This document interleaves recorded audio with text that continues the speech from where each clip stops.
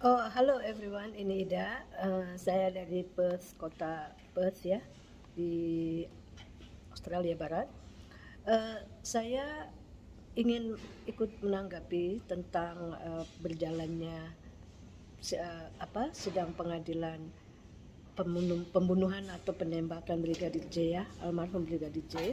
Dan uh, masuk ke pekan-pekan terakhir ini, seperti pekan ke-8 ini, sudah menarik karena saksi-saksi mahkota yang juga terdakwa seperti Sambo ya, terdakwa FS, terdakwa RA, terdakwa RR, dan mereka ditampilkan sebagai terdakwa dengan kesaksian para anggota Polri, di mana mereka adalah anak buah terdakwa FS. Yang sering jadi pertanyaan buat saya selama mengikuti sidang perjalanan ini, sidang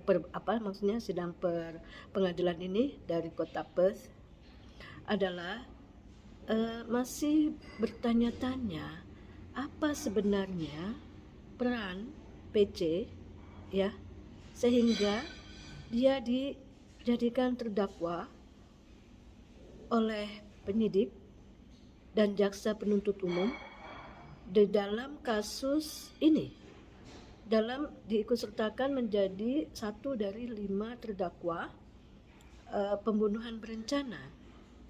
Dan seperti yang selalu ditanya-tanyakan oleh ibunda almarhum Brigadir J ya, apa sebenarnya motif dari pembunuhan ini? Karena alasan Ibu Brigadir J itu sangat bisa kami pahami ya, karena saya khususnya saya sebagai seorang ibu usia 55 tahun, tinggal di Australia selama 25 tahun, namun saya pindah ke kota Australia ini pada usia 27 tahun, sekarang saya 55, dan hampir keberadaan saya di Indonesia separuh hidup saya. Jadi ketika saya usia 27 saya ke Perth, dan sekarang saya sudah 24 tahun, dan saya adalah seorang ibu dari 2 anak gadis usia 25 dan 21 tahun. Dan alhamdulillah mereka lahir di kota Sydney. Jadi saya membesarkan anak saya dalam kehidupan dunia barat, namun di rumah saya tetap menjalani kehidupan yang saya alami ketika saya di Indonesia, karena itu sangat mudah buat saya mengajarkan mereka dengan kebudayaan Indonesia dan Islam Indonesia. Jadi dan itu sangat umum ya, pertanyaan dari ibunda Brigadir J almarhum Brigadir J, apa sebenarnya motif? Dan saya pun bertanya-tanya sebenarnya apa yang dilakukan Putri ya, terdakwa PC ini di dalam tuduhan perencanaan pembunuhan ini. Namun dalam beberapa minggu yang lalu ketika saksi yang juga terdakwa di eksekutor dari penembakan Joshua ini membuka tabir peran PC di situ, ketika dia mengatakan saat dipanggil di lantai 3 rumah Saguling oleh Sambo dan diperintahkan untuk menembak dengan skenario-skenarionya, dan yang sangat mengejutkan adalah PC ada di sebelah Sambo ketika Sambo menyampaikan rencana pembunuhan ini kepada terdakwa RE ya. Dan di situ meskipun, dan saya yakin ya pengakuan RE ini meskipun dia bilang suara PC kecil, tapi ini Baradae ini adalah seorang polisi sehat dan muda. Jadi meskipun dia mengaku suaranya kecil ketika saat PC berbisik kepada suaminya terdakwa FS, namun kalau pengakuan dia masih bisa mendengar kata-kata penting seperti CCTV dan juga sarung tangan. Itu saya yakinkan Baradae benar.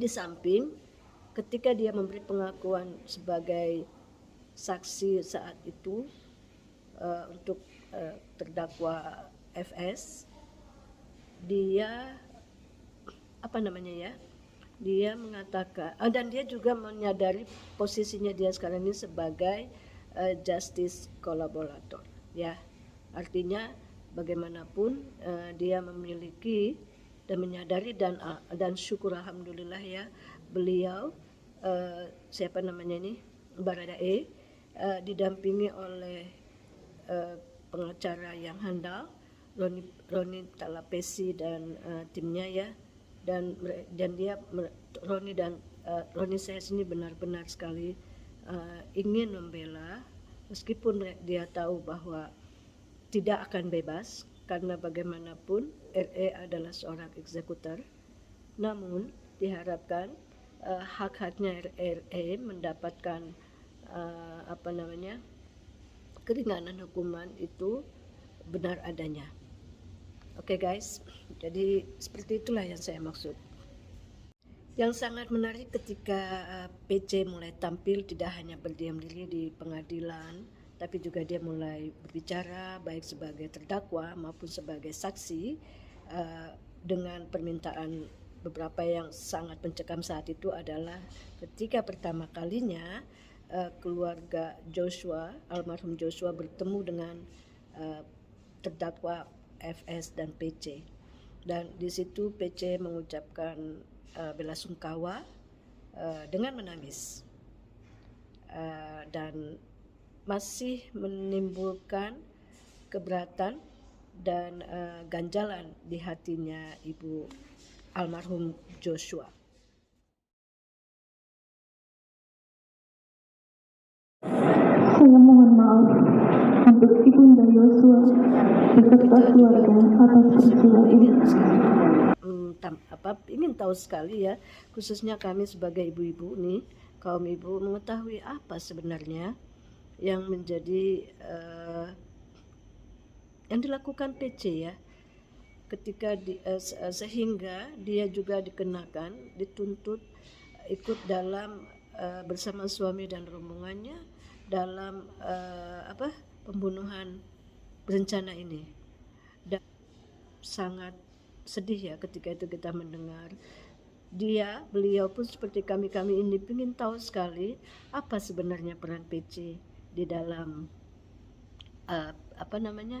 proses penembakan ini. Kok tega-teganya ya seorang ibu, saya juga seorang ibu, anak 2, kalau terjadi seperti ini dan terjadi penembakan, pembunuhan terhadap anak muda yang karirnya sedang hebat, yang memiliki masa depan, apakah dia tidak berpikir ya memiliki dia juga punya anak yang usianya hanya 5 tahun bedanya dari Joshua ya, tapi yang sangat mengejutkan adalah ketika Baradae di saat kesaksiannya mengatakan peran PC di situ. Itu sangat luar biasa sekali guys. Dari Baradae disitulah kita melihat bahwa ketika Baradae dipanggil oleh terdakwa FS di lantai 3 untuk menyampaikan tujuannya menembak Brigadir J, disitulah PC duduk sebelah, dan meskipun PC mengatakan seperti yang diungkapkan oleh Baradae bahwa ungkapannya suaranya sangat kecil, tetapi Baradae adalah seorang anak muda yang sehat, ya kan, anggota Polri. Tentu dia tidak akan salah mendengar apa yang diucapkan PC kepada suaminya tentang CCTV, sarung tangan, dan sekarang terbukti CCTV di rumahnya di Saguling lantai 32 rusak atau hilang. Kemudian sangat juga memungkinkan ya kami sebagai orang yang mengikuti perjalanan atau persidangan ini lewat video dari Jakarta ke Australia ini, saya juga menduga kenapa Duren 346 itu dijadikan tempat eksekusi, karena Sambo pasti tahu bahwa CCTV di sana rusak seperti yang dilaporkan ART Kodir, bahwa CCTV-nya rusak dan hingga terjadinya eksekusi ternyata CCTV itu tidak pernah diperbaiki. Sangat sumir ya alasan karena pelecehan, terus seseorang berhak untuk hilang nyawanya. Dan juga sampai hari ini pun pelecehannya tidak terbukti. Aneh juga ya, karena aneh, pokoknya apa yang dikembangkan, apa yang ditanyakan, yang diperlihatkan di pengadilan tuh aneh. Sambo tidak melaporkan ada pelecehan, istrinya juga tidak melaporkan ada pelecehan, tapi mereka menghalalkan menghilangkan nyawa seorang anak muda yang sedang gemilang karirnya. Itu sangat tidak adil, dan inilah yang membingungkan kami ya sebagai ibu-ibu. Kok misalnya itu ya, misalnya tuduhan terhadap PC itu benar, Masya Allah, astagfirullahaladzim, sangat kami sebagai seorang ibu, semoga tuduhan kepada PC ini tidak benar ya. Tetapi kalau memang itu terjadi, kami sebagai seorang ibu Indonesia yang juga tinggal di Australia mungkin sangat sedih lah kondisi seperti ini. Dan saat-saat yang menegangkan juga terjadi ketika Sambo dan PC, khususnya PC, terdakwa PC meminta maaf kepada kolega suaminya yang semuanya anggota Polri. Sangat menyedihkan dan Adik Junior, saya mohon maaf apabila abang dan juga Mas harus melewati semua ini. Khususnya para ibu di Indonesia dan di seluruh dunia berharap sekali kepada terdakwa PC untuk menjelaskan, untuk berkata jujur di dalam persidangan nanti, agar semua menjadi terang ibu. Dan ya sudah, kalau memang harus menjalani hukuman yang sudah dilakukan, ya terima saja. Dan tunjukkanlah ibu, kita ini ibu ya, seorang ibu. Kita harus menunjukkan seorang ibu yang jujur kepada anak-anak kita, karena kehidupan kita mungkin hanya sampai di sini, tapi kehidupan anak-anak kita masih panjang ibu. Dan mereka adalah anak-anak bangsa yang mungkin satu hari akan menjadi pemimpin di Indonesia.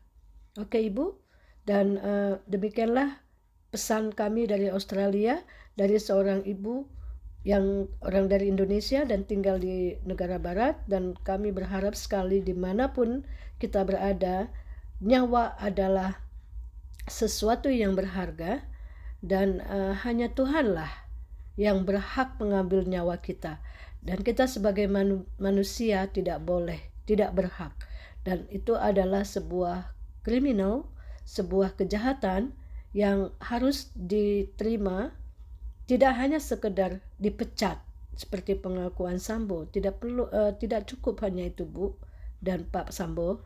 Ada seorang ibu yang kehilangan anak kebanggaannya, ada seorang bapak yang kehilangan anak kebanggaannya, ada adik dan kakak yang kehilangan seorang Joshua. Baiklah, terima kasih, dan semoga kita bertemu lagi di pengadilan yang akan datang.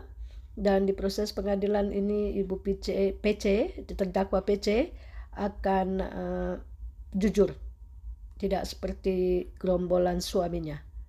Bye. Assalamualaikum.